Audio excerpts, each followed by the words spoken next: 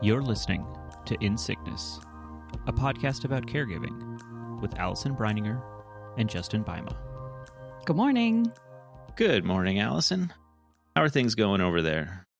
Good. Busy. Yesterday, Sean and I and my mom got to be at a conference, a survivorship conference, where we got to have a negative space table and got to just make like lots of connections with amazing organizations. It was fun to be able to, we had a lot of wives who said, because there are a lot of breast cancer survivors. Okay. Or current breast cancer patients. And so a lot of wives that I talked to, and I said, we have this podcast. And on the podcast, there's a guy talking about being a caregiver. And they were like, ooh. And so that was very exciting. And also for them, you know, sometimes I think, I don't want to overgeneralize, but sometimes men might not be as quick to jump onto something like a coaching or a support group. But I was like, a podcast, they can just plug in their little earbuds and privately nod along if they want. So anyway, it was cool to get to talk to people about that. Nice. I think, should I say this out loud? I'm just going to. Okay. I think we dodged a COVID bullet. Okay, great. Maya got COVID probably from the airplane on the way home. But I think we're probably at a day where we can say that Sean and I have dodged the bullet. So that is amazing. That is great. That he has still never gotten it. So it was a mild case and, you know, whatever. But this was her first time. So glad that we got through it. And that kind of a reminder that it's still around and out there. Still out there. Yeah. Still a thing. Yep. So yeah, that's kind of how things are going here. We had 4 80-degree days this week. And now this morning it's snowing. So, you know, who knows? I don't know what to do with this life. But fortunately, I did not do any yard work because now it's covered in snow. Right. It's great. How about you? How are you this morning? I'm doing okay. Yeah. Life is just kind of, I don't know, it feels a little bit like just kind of slogging through things with the mental health stuff has just kind of been a little bit of a drag. So getting through it, but wishing that there was more improvement happening. Yeah. So I'm sorry that it seems like time after time after time. Yeah. You know, it's like the same headline for you. And that, you know, we just hear it once every 2 weeks. But for you, you're living it every minute. And that just has to be exhausting. Yeah. So I appreciate that you share that with us so that we know that, like, there are people, lots of people, who they're living through this constantly. Right. And, you know, that it's not just like, oh, it's really bad every once, you know what I mean? So I just appreciate that you share that with us. And I'm sorry that it is this really constant part of your life. Thank you. Yeah. The one, I mean, it's not solving the issue, but like the morning walks with Mosey, it's light out again. Yeah. And the birds are singing. And so like that at least is, I don't know. It feels hopeful in some sense. Like the seasons changing is a reminder that like how I feel right now is not how I'm always going to feel as well. Like I have been in places like this before and I have gotten out of those places. And yes, then I've gone back, but like things are not always the same. And, you know, I'm not going to be stuck here forever. Yeah. So that's a little helpful, but I mean, that's a beautiful perspective. And it's really healthy that you're able to hold on to that. Because I would imagine that typically in the middle of the quote winter season, right, that you might be like, and this is it forever. Well, yes, there's a lot of that. Yeah. That too sometimes. I'm not going to lie. So that's happening. We do have something exciting coming up in this coming weekend. We're going back to Spokane to visit our friend's farm. Nice. For the weekend. There are new lambs and piglets. Oh my gosh. Which is going to be exciting to see. Too cute. But yeah, these are friends who, when we needed to move in with Sarah's parents, they came from Spokane to help box up our stuff and like coordinate people and trailers and everything, trucks to haul stuff. And so they've been with us even at a distance through a lot of this, you know, these hard years.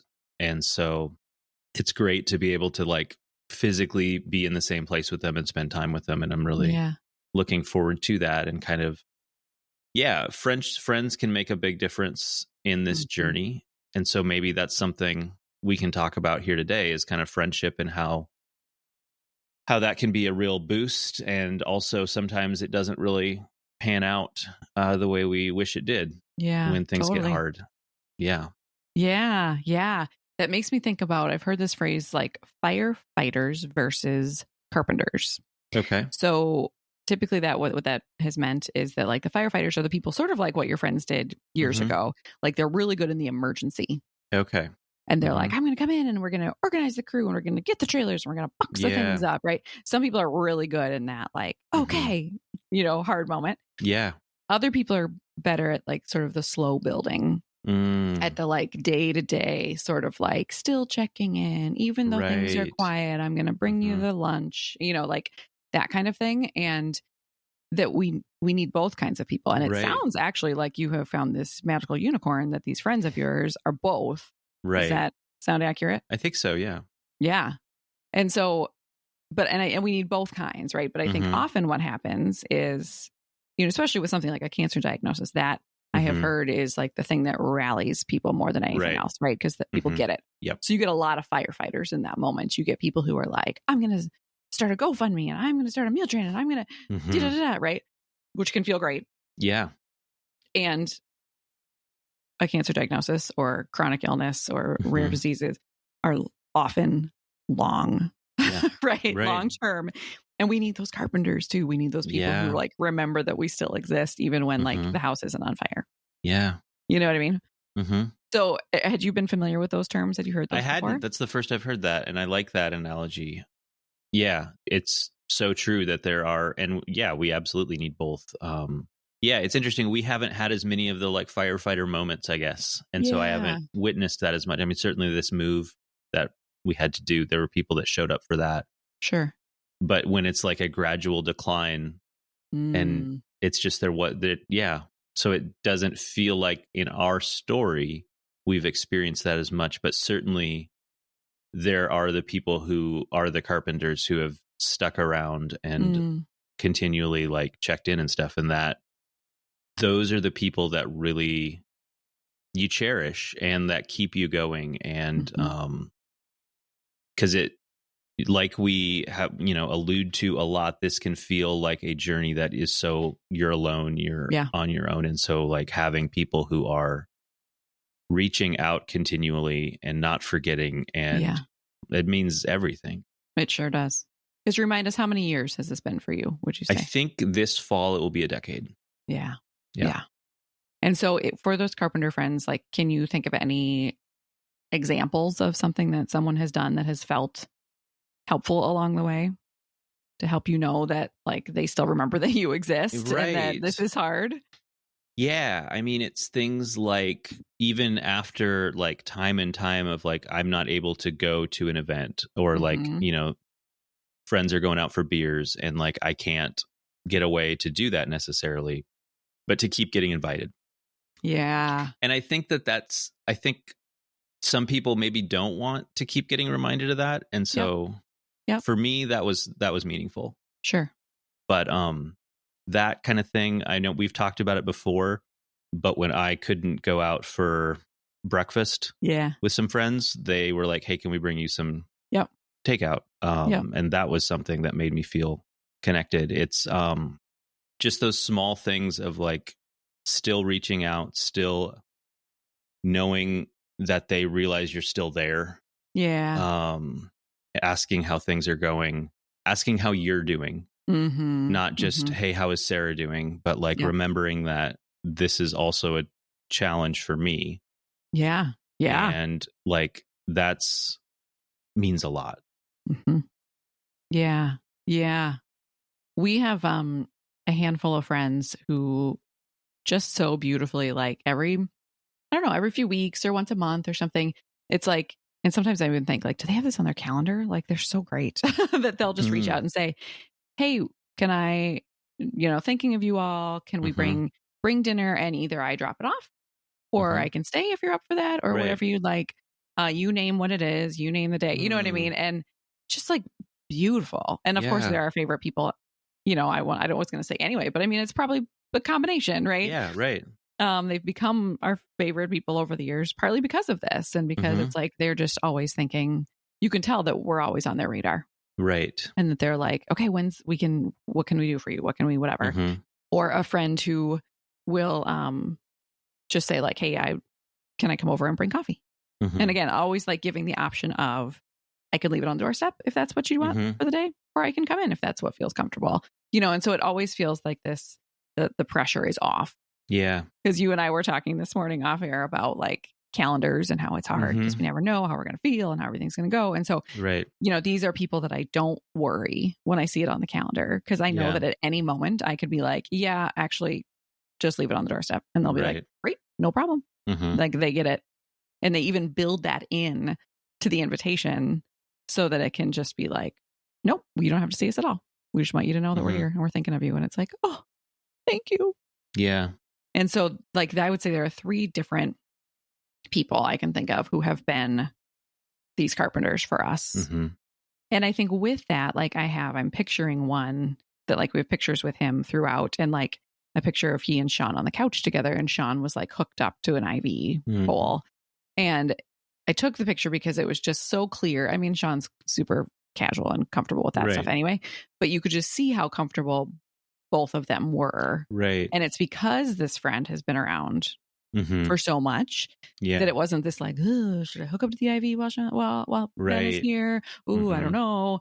It was just like, no, like Ben's part of the family. Right. And so it's not, and so that's part of it too, is having the comfort with those people to be like, we can show up however we're not going to clean the house or comb our hair or not do the medical stuff or whatever when they're here, because they've been around and they continue to be around, And I realize that it's probably super rare and amazing that we have many wonderful people in our community, but there are these 3 that I'm thinking of today that have just been like steadfast is, I think, a good word, right? Throughout. Right.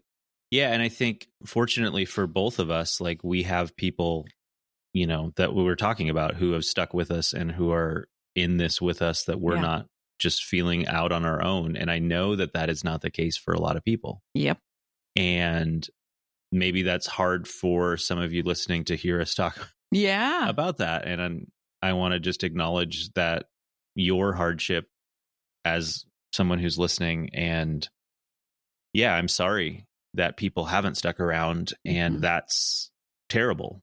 And so like, what is, your experience talking, because you do a lot of work with caregivers. Yeah. Like, I'm sure you hear stories about that. And what do you tell people? Yeah. Yeah.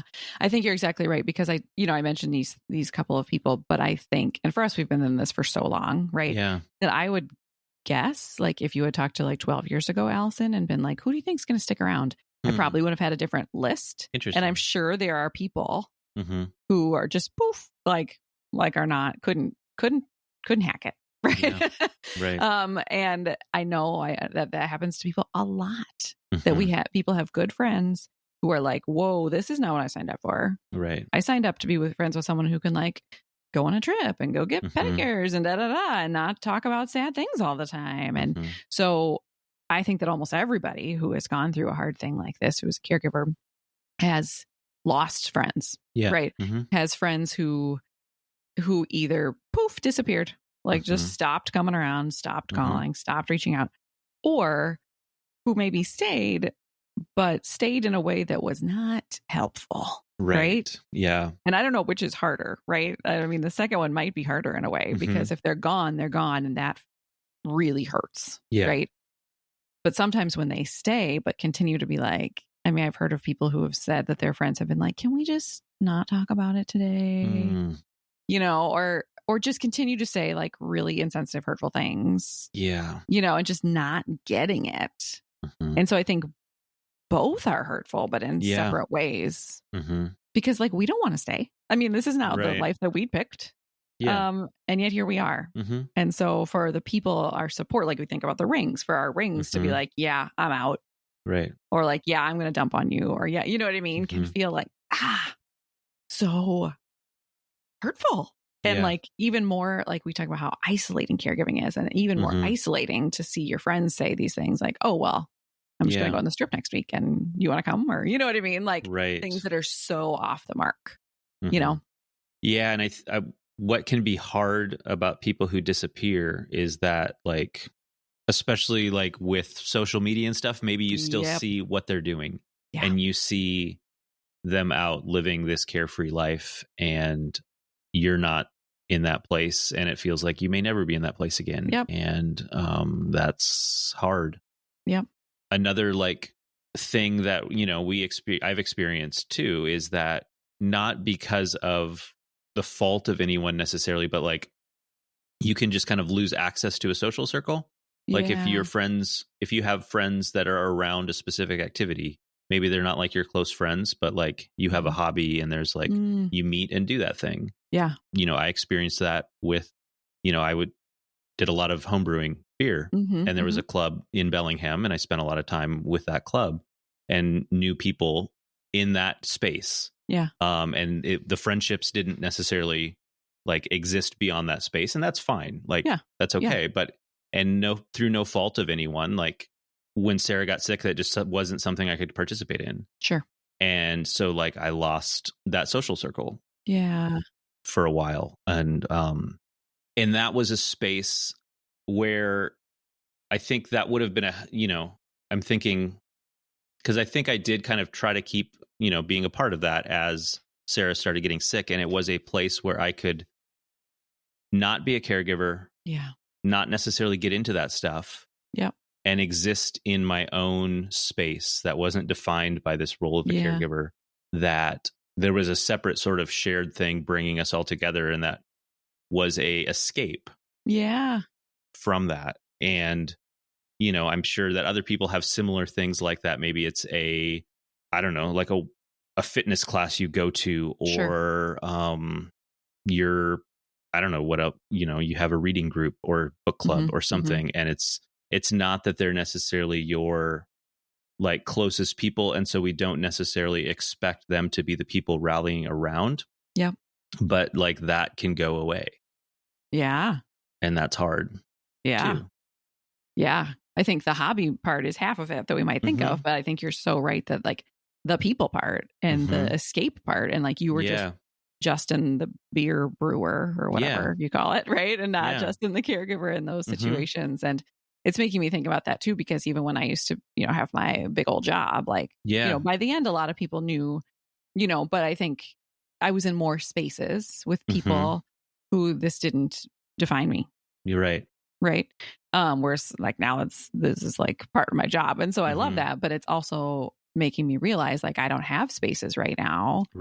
Where I'm not known as Allison, the caregiver. You know? And I think there is something like sort of freeing, you know, to that of just the sort of almost the anonymity. It's almost like a theater, like it's almost like trying a different role. Like you're almost like putting on a different thing, you know. And sometimes I used to do trainings in my old life too. And, you know, it was almost like I would step away, like Sean would be like in the hospital, and I would like go from the hospital to like presenting to like a room of 200 people. It would almost be like I went into character. Like I am not the caregiver right now. I am this presenter, and I am this early literacy expert, and I'm not thinking about what's happening 20 minutes away from the hospital bed. And it was like almost this sort of like escape thing to just be like a totally different person. And it would throw me off, because sometimes like at a break or at lunch, someone would come up and be like, "How's your husband?" And I wanted to be like, "Why are you messing with my thing right now, friend? Can't you see I'm in costume?" Right? Like, so I think that's an interesting thing to think about is that having that space and you know, like the last thing the caregivers have is free time. But I just wonder, as we think about ways, like we've talked about micro moments and whatnot, like what are those micro moments of spaces and times and places where we can just be kind of, I mean, anonymous is maybe the word, but also like a different character. You know what I mean? Like, I think there's, I know we're not talking about friendship necessarily right now, but I guess we are though, because it's those, I think that, you know, and I think a lot of us lost this during COVID. It was like the acquaintances part and how you don't think about all the people you see during a day and the interactions you have, and hey, how are you? And isn't the weather lovely? And how that's part of what feeds us too. For sure. And when we were just in our houses, we were missing out on those pieces as well. Right. Do you ever think now that I know that, knock on wood, Sarah's doing quite well right now. Is that something you would ever consider going back to, is the brewing? That's interesting you say that, because I'm in the process of like preparing to kind of offload a lot of that stuff. I think it's a hobby. As a hobby, it's a lot of work, and I think part of it is learning that like what I did before doesn't have to be what I do now. And like I can change and do different things, but I am still, I've been dipping my toe back into that community, is just like seeing those people again. And that's been really, really nice. Yeah. Yeah. When you go on like a birding trip, and you are with a community for a day or two or whatever, do you tend to say like, here's my life situation, or are you Justin the birder, or do you ever bring in Justin the caregiver to that? In those situations, I am just the birder, or, I'm not someone who with new people or whatever don't get into my life story very easily. I tend to stay pretty private in that sense. And that's fine. I think, especially in a situation like that, where these are strangers you're seeing for a day. Yeah.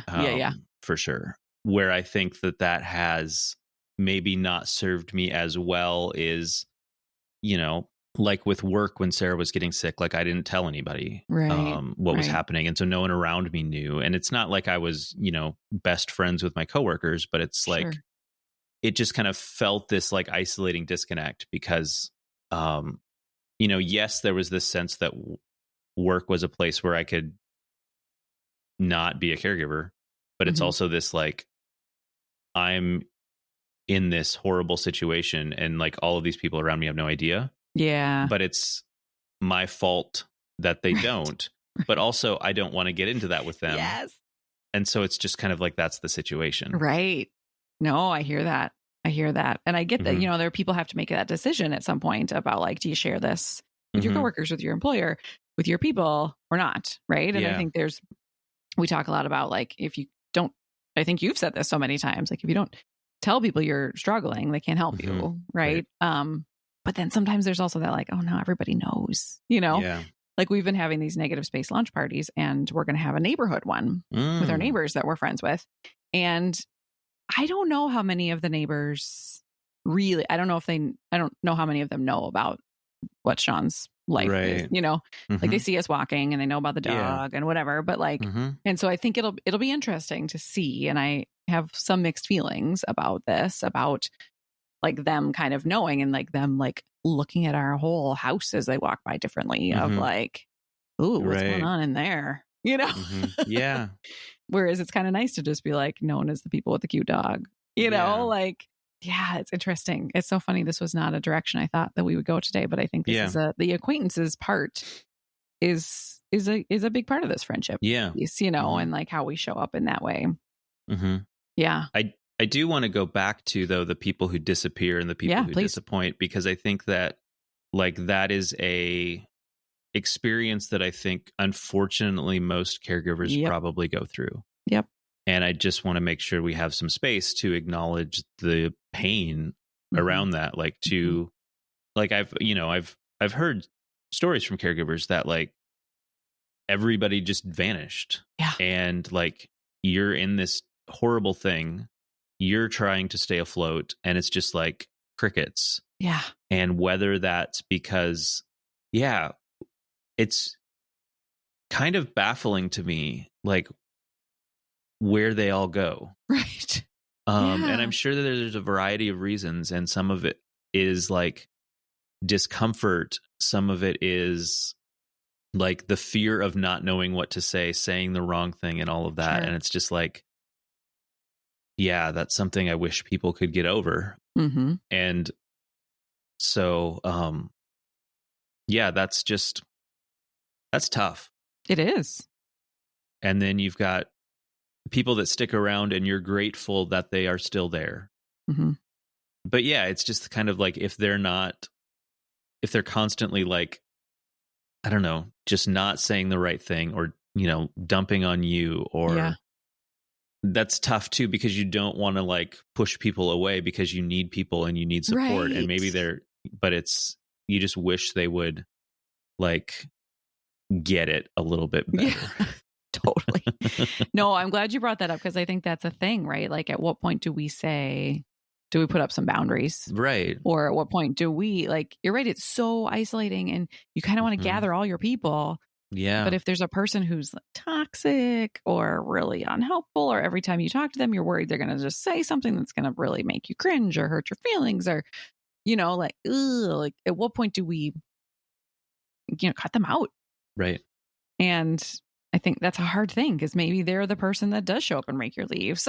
Right. And so you need, I don't want to be callous, but you need support. But if it's hurtful in that way, and so how do you put up those boundaries? And I think we all sort of learn who are the people that are really in our circle. Yeah. And that we can open up to and we can really share the hard stuff with.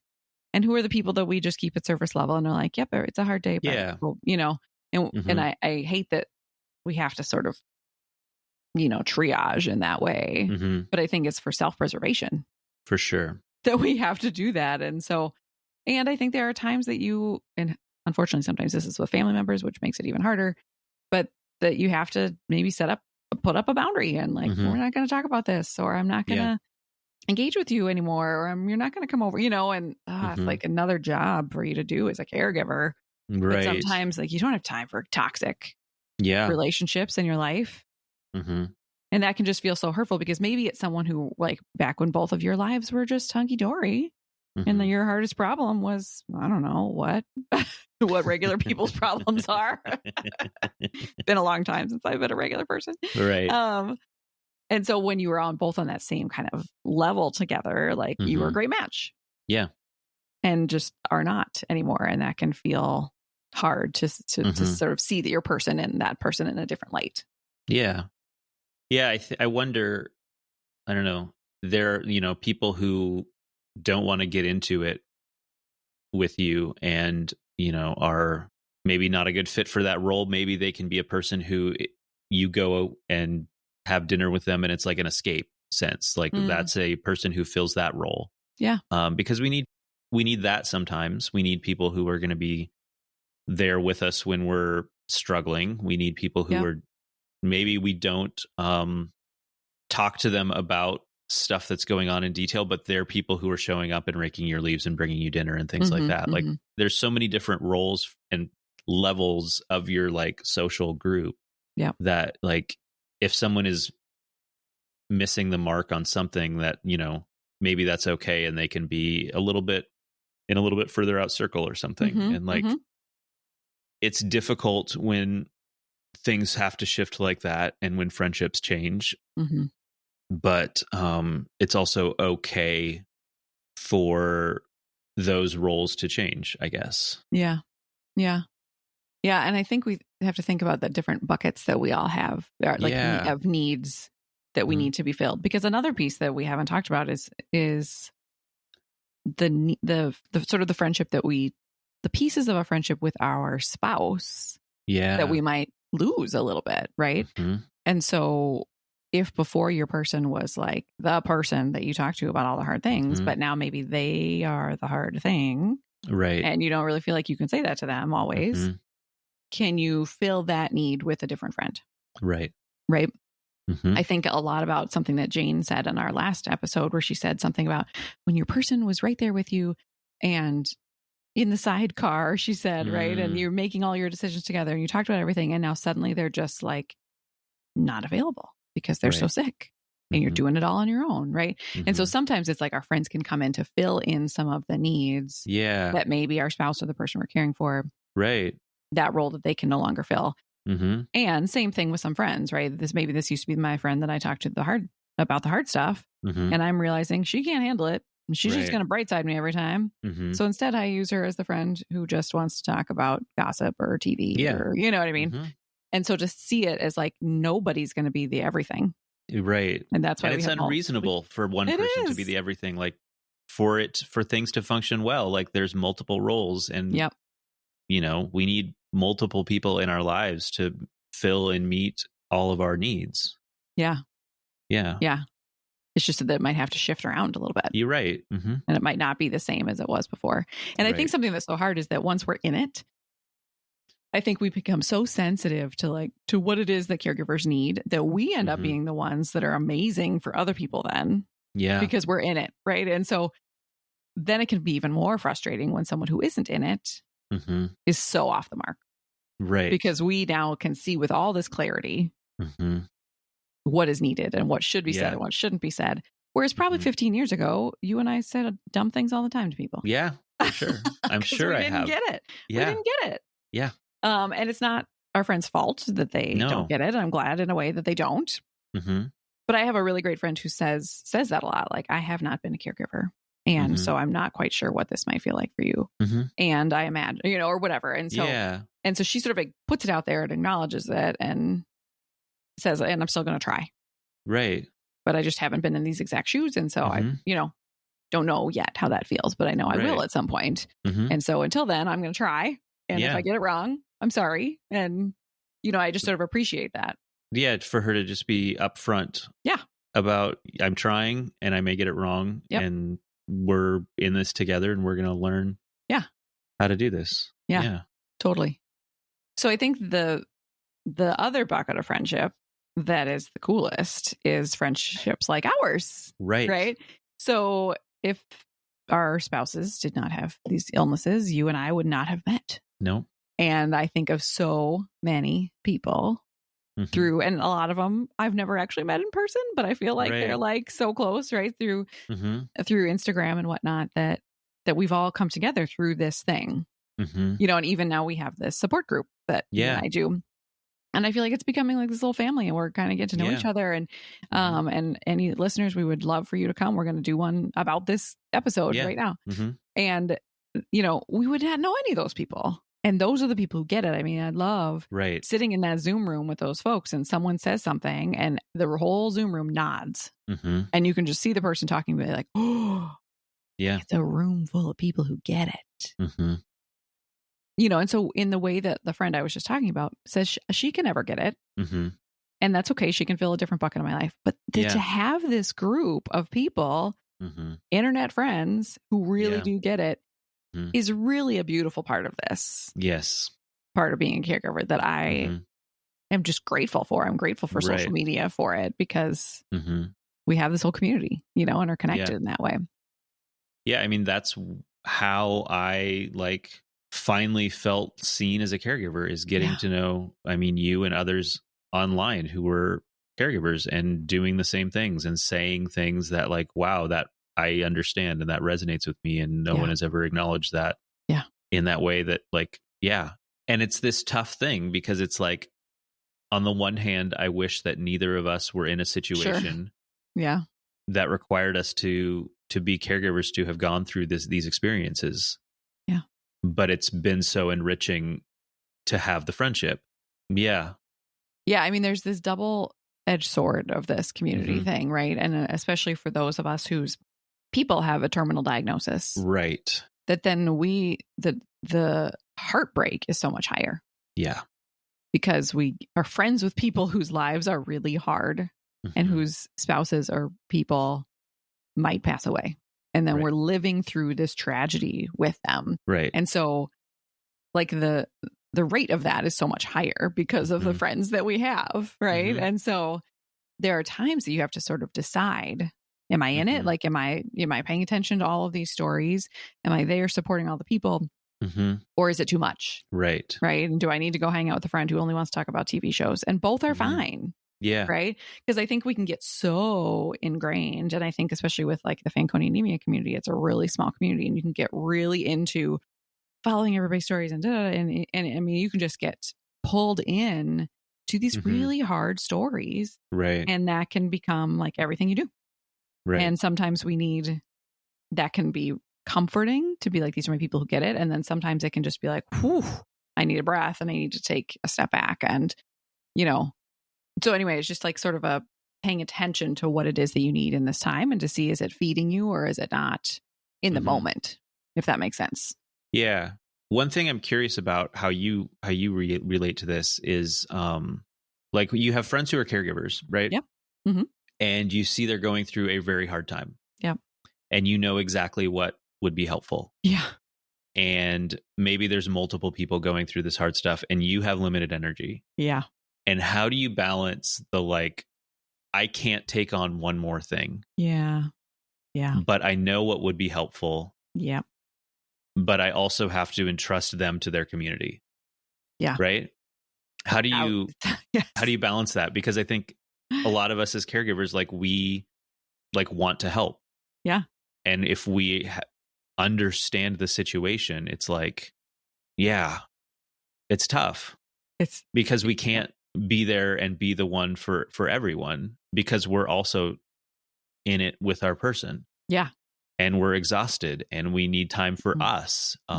Like if you're constantly giving and giving and giving, whether that's in the caregiving role that you're in or like friendships and people you know, and maybe even just acquaintances, that it's like you see this happening and you're like, you want to be there, but like you have to also make sure that you can have time for yourself and like fill your own bucket. Yep. No, I'm so glad you brought this up because it's 1,000,000% true.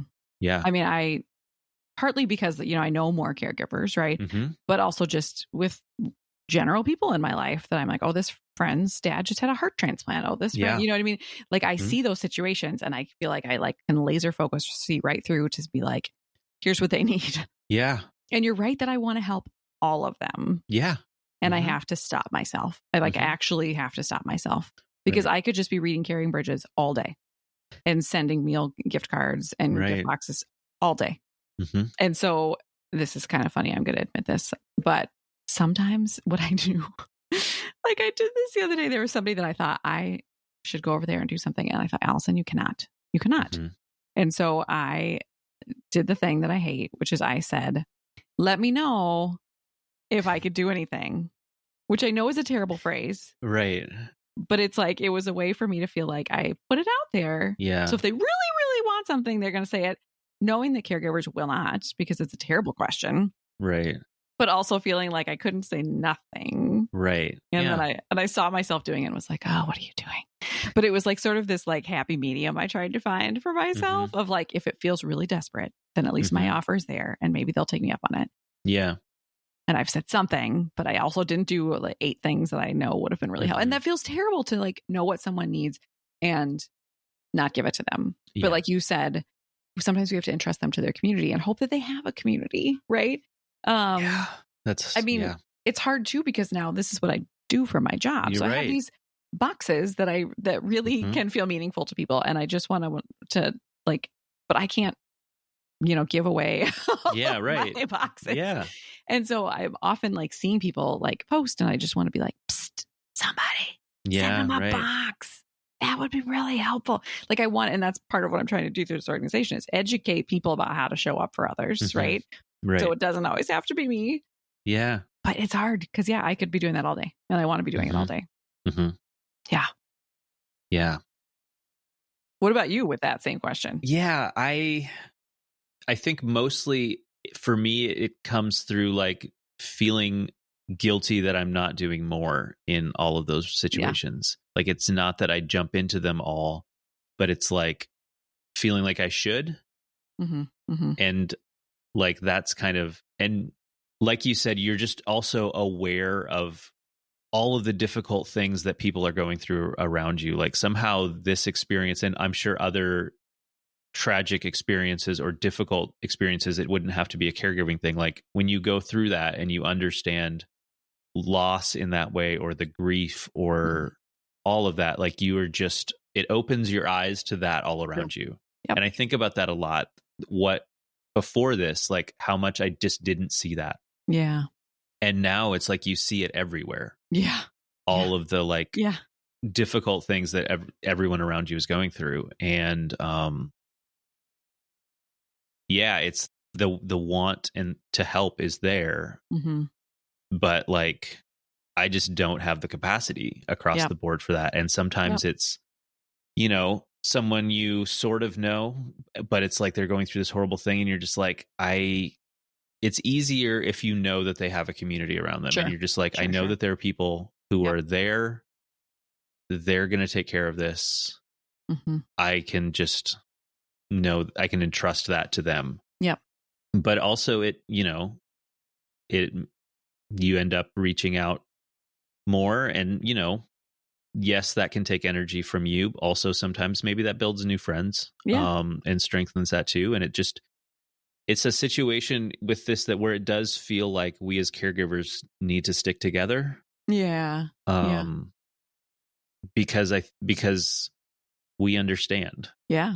And so, like, I don't know. That's kind of. Yeah. And I think, really what any of us want the most is to be seen.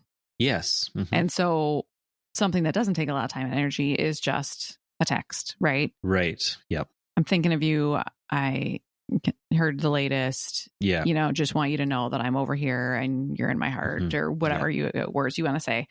No need to respond. Always make sure you add that. And often then, especially if you put no need to respond, they won't. Yeah. But that little text means a lot. And it wasn't like you spending 3 hours making a lasagna, right? Like somebody else can do that, but you probably have the words that they don't. Right. Because you do get it. Right. And so I think that's one really important way to be a carpenter, right? To continue showing up throughout with those little easy texts that can be really meaningful. And I think, too, to remember that if this is like, they as a caregiver also get that you don't have the capacity to be there in every way for them. Yep. Like people in my life who are in those situations, like I'm not expecting them to like show up in these big, huge ways, like giving of all their time, because I know that they don't have that, the resources for that. And like remembering that you both understand that, or they understand your situation as well, maybe. Yeah, sure. Yeah. So supporters. Yeah. One, I think if you are a supporter and you're listening, like you have stuck around, and thank you for doing that. And I hope that this has been helpful to listen in on, to see where you can plug in, how you can better see what role in the person that you're supporting you can kind of fill, and maybe also what advocating for them amongst their social, like helping do some of the work, because a lot of, we always hate that so much of being a caregiver feels like we have to do more work to help us have a better situation. And so, maybe there's something there. Right. So maybe friends who are listening, if that's sort of like if people are planning something, to say, hey, let's invite Allison, make sure she's on the list, and also make sure she knows that there's no pressure if she has to cancel. Yeah. Same thing I just said about the text. Like, even if you aren't the caregiver and you don't get it, like if you're a friend, send those texts. Right. Send the, like, I'm thinking of you, no need to respond text. That's huge. Yep. Think about where your strengths are. Are you the person who, like, you feel uncomfortable having the conversation, but you really want to help? So maybe you're the person who shows up and rakes. Yeah. You don't have to be all the things as a friend, right? But think about where where's your skill set? Where's your comfort lie? And is that, in like taking the dog for the walk? Is it in sending the text? Is it in bringing the meal? Is it sending a card? Is it, like, what is it, so that you don't have to do all of them, but think about where it is that are you the carpenter? Are you the firefighter?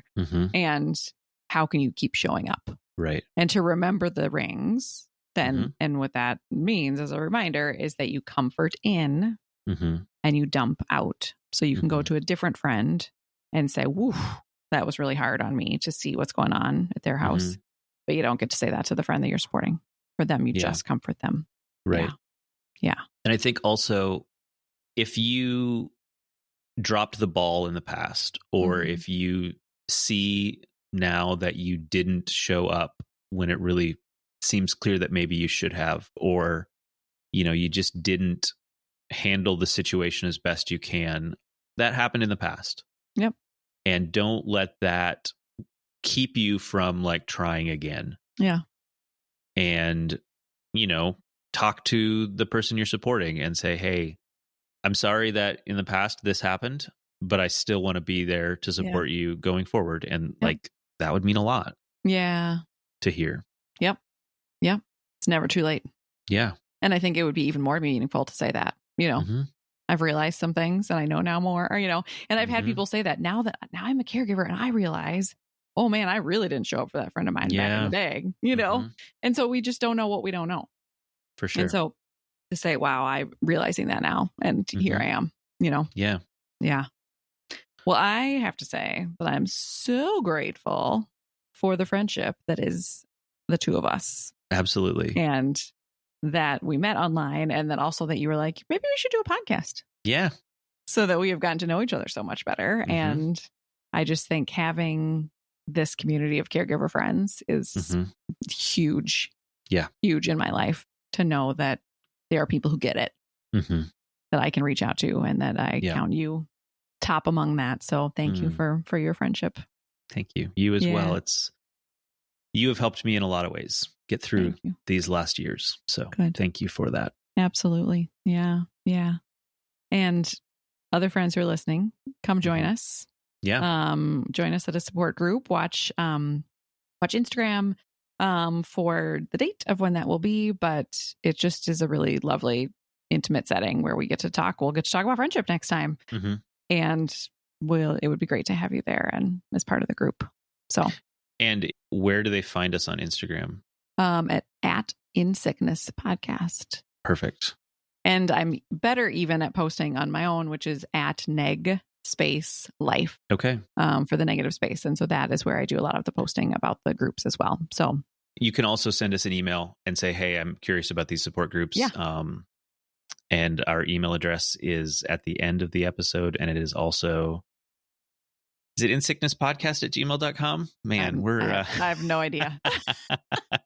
Yes. But yes, you can email us and we'll put you on the list. And we'll put you on the list. And then I email those folks every time a support group is coming up. So they're free and they're online, and we got people from multiple countries joining, and it's just really a beautiful thing. So we hope you'll join us there. Yeah. So, and I want to say, if you are listening today and you're like, but my friends have left me, that we're here. We're here too. Join us, right? So that we know that non-caregiver friends can sometimes miss the boat, and that you might be feeling lonely and isolated. And we want you to join us and be here with us, both the two of us, but also the other group, so that, you can have people who get it. So, all right. Here's to friendship. Here's to friendship. All right. See you later. See ya. Bye. Bye. You've been listening to In Sickness. Find us online at insickness.care or on Instagram at insicknesspodcast. You can send your questions and comments to insicknesspodcast@gmail.com. If you enjoyed the show, please share it with a friend or fellow caregiver, or leave us a review on Apple Podcasts. Thanks for listening, and take care.